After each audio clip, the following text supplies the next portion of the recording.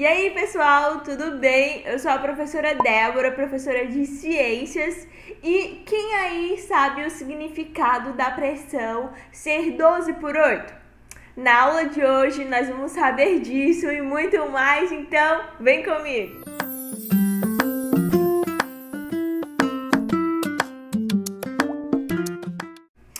Bom, pessoal, na aula de hoje, a introdução da aula vai ser sobre dois procedimentos médicos que são utilizados no diagnóstico de doenças cardíacas, que é a medição da frequência cardíaca e o eletrocardiograma. A frequência cardíaca de um adulto é entre 60 e 80 batimentos por minuto, ou seja, entre 60 e 80 BPM, certo? Já das crianças, esse número pode ser maior. Isso significa que o coração das crianças bate mais vezes por minuto. E nos idosos, esse número pode ser menor, ou seja, o coração dos idosos bate menos vezes por minuto. E a frequência cardíaca, ela pode ser medida de duas formas. A primeira delas é medir a pulsação e a segunda é auscultar o coração, tá bem? Então, para medir a pulsação de uma pessoa, primeiramente deve-se localizar alguma artéria na superfície do corpo dessa pessoa. E geralmente essas artérias estão localizadas na superfície aqui do pescoço ou do pulso, certo? Então, coloca-se 2 dedos, tá? Aqui no pescoço ou no pulso, e aí vai contar quantas vezes o coração daquela pessoa bate por minuto, tá bem? Então é mais ou menos assim. Você vai colocar os seus 2 dedos aqui, tá? Na superfície do pescoço ou do pulso, e aí conta quantas vezes essa artéria pulsou por minuto, tá bem? Então, eu não vou contar, porque senão eu prolongaria essa aula, tá? Contando quantas vezes o meu coração tá batendo por minuto. Mas você pode fazer um exercício aí na sua casa. Você pode colocar a sua mão, seus 2 dedos aqui no seu pescoço, tá? Pegar um relógio e cronometrar para saber quantas vezes o seu coração bate por minuto, tá bom? Bem, pessoal, e a segunda maneira de medir a frequência cardíaca de uma pessoa é auscultando o coração dessa pessoa. É exatamente esse nome, tá? Eu não falei errado. O nome certo é auscultar. E o coração, ele é auscultado com o auxílio de um aparelho chamado de estetoscópio. Por meio desse aparelho, o médico ou o enfermeiro vai perceber o fechamento e a abertura das válvulas do coração, nada mais que o tum-tum do coração.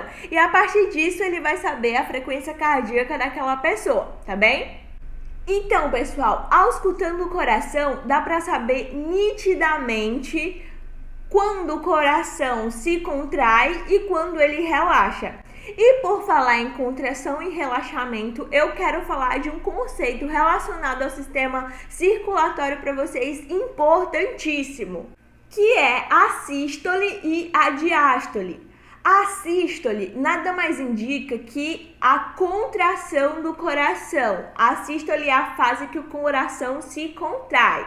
E a diástole é a fase de relaxamento do coração, quando o coração relaxa, tá? E a pressão arterial está relacionada diretamente ao movimento de contração e relaxamento, tá? Nós vamos falar já de pressão arterial, mas de antemão eu vou antecipar essa informação para vocês, tá bem? Então, a pressão arterial sistólica de uma pessoa adulta normal é de 120 milímetros de mercúrio, que é medido em mmHg, tá bom?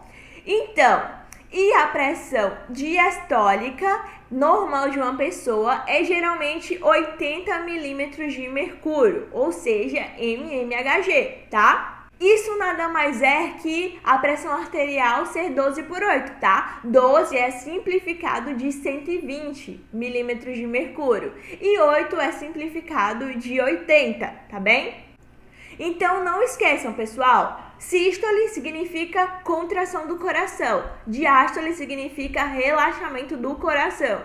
E esses dois movimentos, tá? Tanto a sístole quanto a diástole estão relacionados aos batimentos cardíacos, os batimentos do nosso coração. Vocês nunca se perguntaram por que o nosso coração não bate só tum Já se perguntaram alguma vez? Então, o nosso coração bate tum-tum, tum-tum, não é isso? Isso porque o coração contrai e relaxa, contrai e relaxa. E essa contração e relaxamento provoca a abertura e o fechamento das válvulas, tá? Então, o que a gente consegue ouvir, o tum-tum, é a abertura e o fechamento das válvulas cardíacas, tá bem? Então, agora vocês já estão sabendo, assistiram a aula da professora Débora e estão sabendo que o nosso coração bate tum-tum porque tem o movimento de sístole, que é a contração, e o movimento da diástole, que é o relaxamento, beleza? Então, pessoal, um outro procedimento médico envolvido no diagnóstico de doenças cardíacas é o eletrocardiograma. E o eletrocardiograma é utilizado para registrar a frequência de impulsos elétricos no coração. Para fazer isso, é utilizado um equipamento chamado de eletrocardiógrafo, que registra os impulsos elétricos na atividade cardíaca. E esses dois procedimentos, pessoal, tanto a medição da frequência cardíaca quanto o eletrocardiogramas, estão diretamente envolvidos no diagnóstico de doenças cardíacas, tá? E é exatamente isso que nós vamos falar. Agora, vamos falar de doenças cardíacas.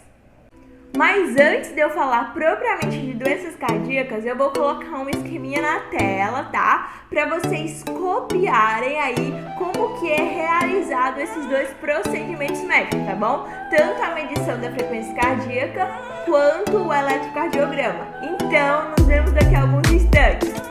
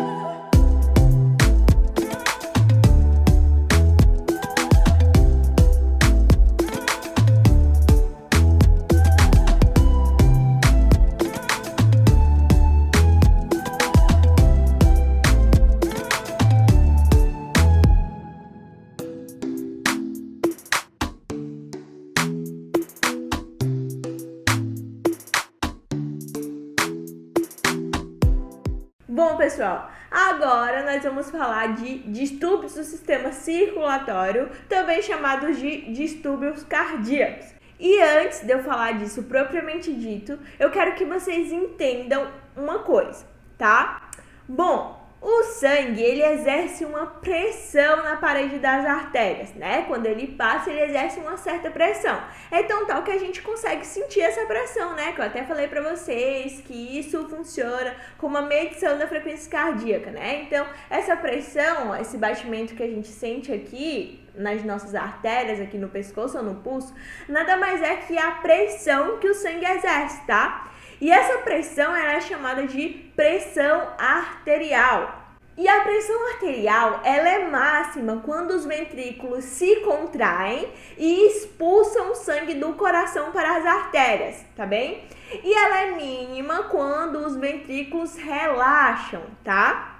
E, pessoal, a pressão arterial, eu até falei para vocês, já até adiantei uma informação para vocês, que nos adultos, né, essa pressão, ela tem um valor de 120 por 80 milímetros de mercúrio, ou seja, o valor de 12 por 8. E esse valor, ele é medido com auxílio de um estetoscópio e um aferidor de pressão, que eu tenho certeza que a maioria de vocês já viram esses equipamentos alguma vez na vida de vocês. Seja quando você foi no hospital ou quando algum profissional da saúde foi na sua casa, enfim. Eles são bem comuns, né?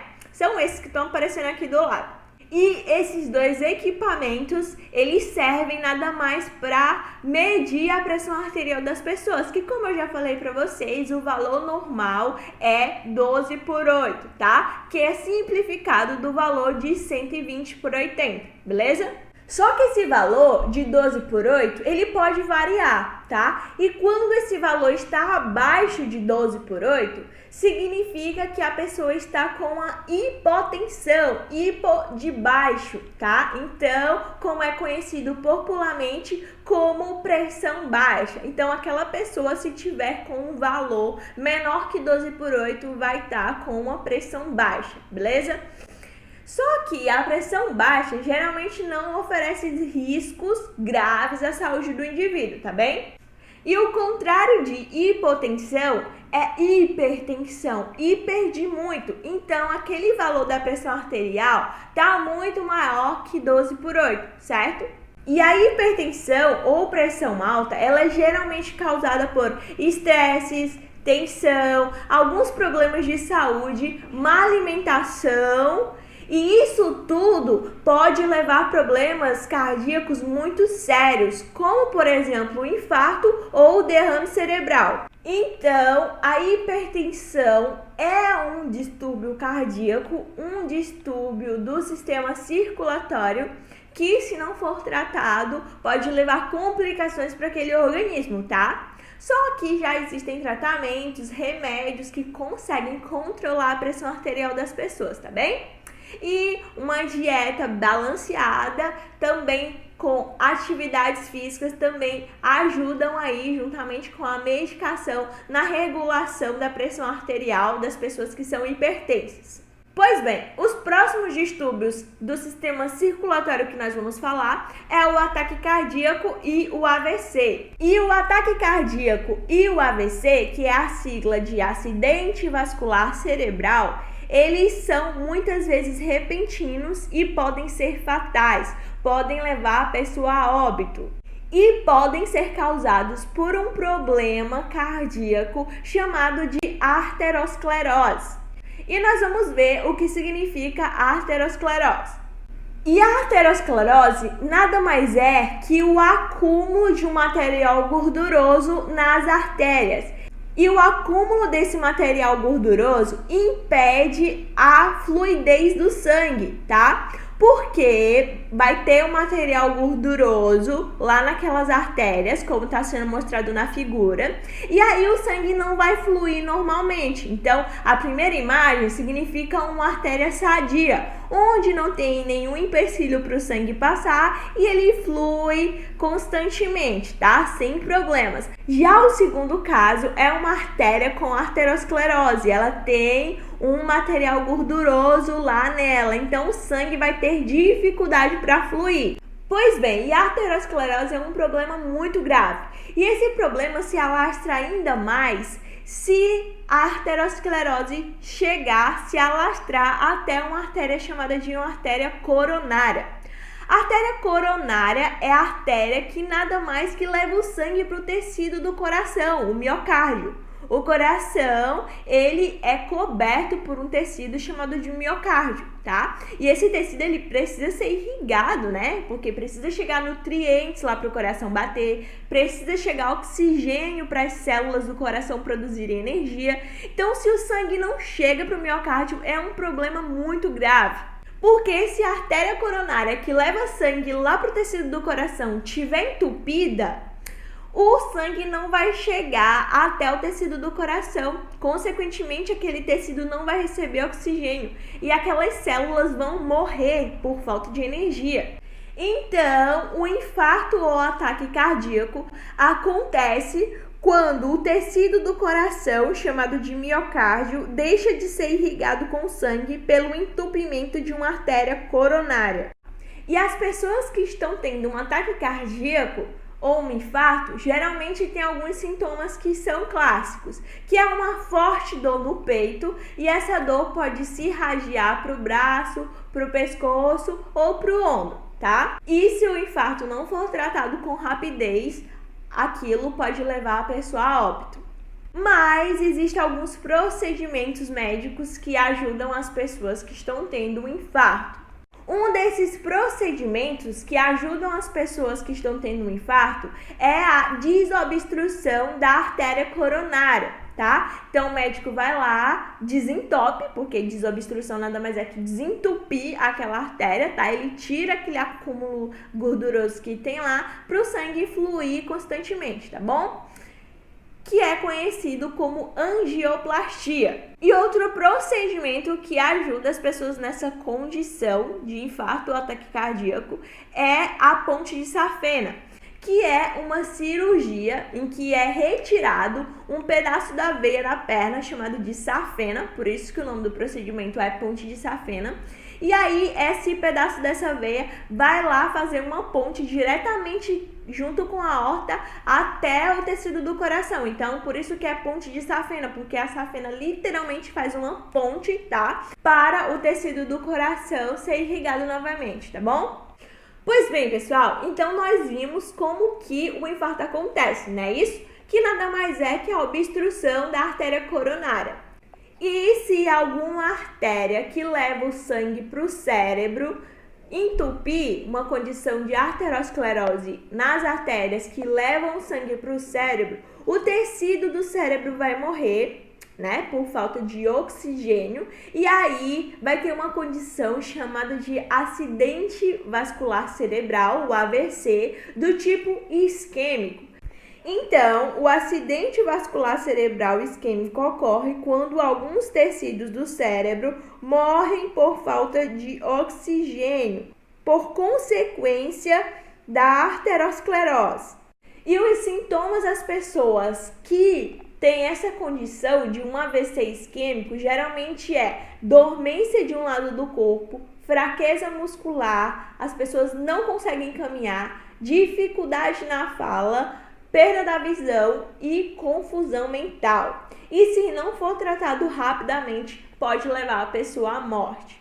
E, pessoal, o segundo tipo de AVC, que é o acidente vascular cerebral hemorrágico, está diretamente relacionado com o primeiro distúrbio cardíaco que eu falei para vocês, que é a hipertensão. Então, o AVC hemorrágico acontece quando a pressão de alguma artéria do cérebro aumenta tanto por causa da hipertensão, né, do aumento de pressão, aumenta tanto a pressão que a artéria se rompe, beleza? E aí a pessoa vai ter uma condição de acidente vascular cerebral hemorrágico. também conhecido como derrame. E os sintomas mais comuns do acidente vascular cerebral hemorrágico é forte dor de cabeça, uma dor de cabeça insuportável, paralisia súbita de um lado do corpo, sangramento na superfície cerebral e pode levar à morte. E pessoal, aqui eu chamo a atenção de vocês para uma coisa, que todas essas doenças que eu falei para vocês anteriormente, relacionadas a distúrbios cardíacos, são muitas vezes, na maioria das vezes, ocasionadas por o consumo abusivo de alimentos gordurosos e oleosos, além disso, a obesidade e a falta de exercícios físicos regulares. Tudo isso são fatores que predispõem aos distúrbios cardíacos, tá? Então, eu chamo a atenção de vocês novamente para uma dieta balanceada e também a prática de exercícios físicos, tá bom? Para que isso não traga problemas futuros para vocês. Beleza, gente? Então vamos continuar. E agora eu vou falar da nossa última doença cardíaca que nós vamos ver hoje. Mas antes de eu falar dessa doença propriamente dita, eu preciso que vocês entendam um conceito relacionado a essa doença e relacionado também ao sistema circulatório, que é muito importante, que nada mais é que a coagulação sanguínea. E, pessoal, se o nosso corpo não tivesse um mecanismo de fazer com que o sangue coagulasse nos ferimentos, tá? Um ferimento que atingisse algum vaso sanguíneo poderia ser fatal, tá? Por exemplo, se porventura eu viesse cortar meu braço, um ferimento que atingisse algum vaso e saísse sangue. Se o meu corpo não tivesse esse mecanismo de fazer com que o sangue coagulasse, ou seja, aquele estancamento do sangue, isso podia fazer com que o meu sangue ia derramar até eu morrer, beleza? Então, a coagulação do sangue é muito importante. E a coagulação do sangue é feita por fragmentos celulares chamados de plaquetas. E as plaquetas são fragmentos celulares presentes no sangue responsáveis pela coagulação sanguínea. Como que isso acontece? Se há uma lesão no vaso sanguíneo, o corpo tem um mecanismo de avisar as plaquetas. Então, rapidamente ocorre o acúmulo de plaquetas no local daquela lesão. Após o acúmulo de plaquetas, é criado um acúmulo de fibras para impedir com que o sangue saia do coração. Assim, o processo de coagulação do sangue se completa. Então, vocês entenderam, né, pessoal? Como que a coagulação do sangue acontece? Por causa das plaquetas, beleza? Só que existe uma doença que está relacionada à coagulação sanguínea, que é a trombose. E a trombose ocorre quando se forma um trombo em algum vaso sanguíneo.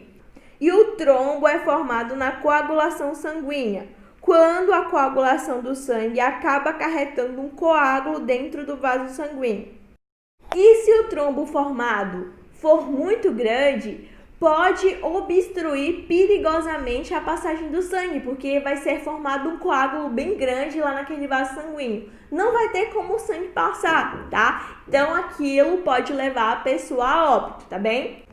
Agora eu vou colocar um esqueminha na tela com as principais informações resumidas de todas essas doenças cardíacas que nós falamos, para que vocês fiquem experts em todas essas doenças, beleza? Então, nos vemos aqui alguns instantes.